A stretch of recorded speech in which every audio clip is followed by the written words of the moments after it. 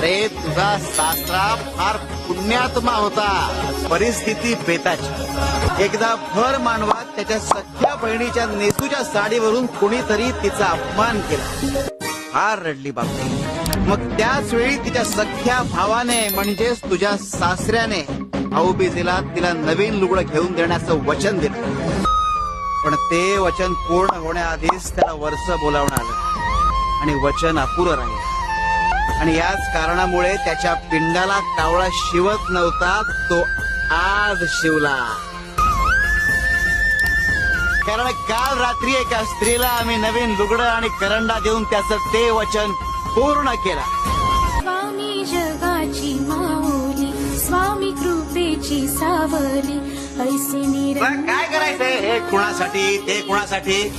पाहिले काय आमच्या एका भक्तासाठी.